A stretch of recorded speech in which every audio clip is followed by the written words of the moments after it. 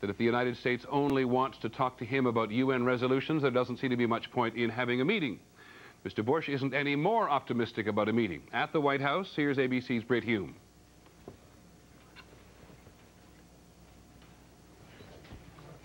Okay, we have clearly begun the evening with some technical difficulties, so we'll take a break, get it sorted out, and start again. We'll be right back. Is, as it has been so many nights before, the question of dialogue between Iraq and the Bush administration, whether or not there will be a meeting before the January 15th deadline, after which force could be used to expel the Iraqis from Kuwait. In Baghdad and in Washington, not much optimism. We begin in Washington, and here's Britt Hume. The president disclosed for the first time that he had recently suggested to UN Secretary General Javier Perez de Cuellar that he make another visit to Baghdad on behalf of the international coalition. And I said, Javier, do you think it would be worth trying this again? We're all trying for the extra step. He said, if I felt we could make some progress within my mandate, I certainly would try again. But de Cuellar did not think he would, and the president was asked why he thinks Secretary of State Baker can do any better. I'm not sure he will. I'm not sure he will. But if he can convince Saddam Hussein of the truth, it'll be worth the effort. And the truth Baker would be carrying, Vice President Quayle said today, is not intended to be the start of a negotiation. If Secretary of State Baker goes to Baghdad, his message to Saddam Hussein will be loud and clear.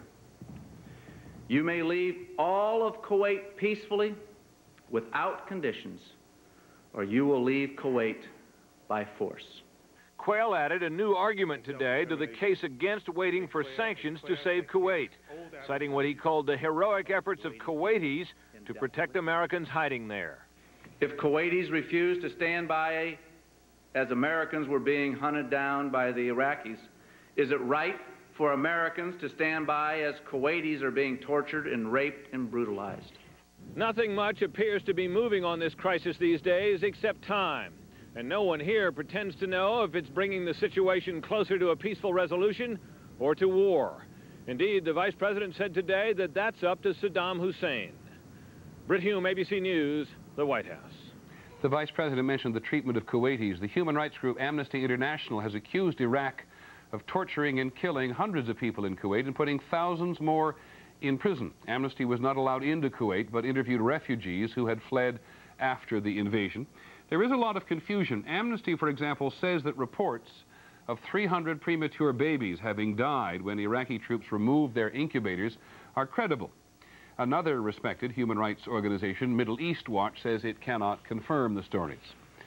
The government of Egypt said today it will send elements of another armored division to the Gulf. Egypt already has 20,000 troops in Saudi Arabia and is said to have stopped exporting jet and diesel fuel in order to build up its military stockpile as January the 15th draws closer.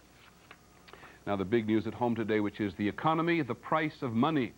With one report after another showing the economy is either into or slipping into recession, the Federal Reserve Board has counterattacked with one of the most powerful weapons in its arsenal. The Fed has lowered the interest rate which it charges its member banks to borrow money from the Federal Reserve.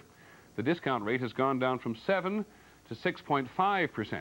And now the other interest rates we pay on everything from mortgages to business loans should go down as well. Here's our economics editor, Stephen Ogg. For months, sharply rising inflation has been a major concern at the Federal Reserve. The Fed has kept interest rates high to slow down the economy and push prices down. Today's report shows consumer prices rose 0.3% last month, a modest increase. Now, the Fed has decided to attack its other source of concern, the weakening economy. By lowering the discount rate, the Fed hopes other interest rates, like home mortgages, will go down as well.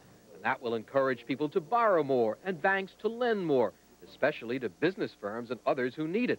A major problem for the economy. There has not been sufficient money available for these people who are the very basic product of America. The small and middle-sized business person has been cut off.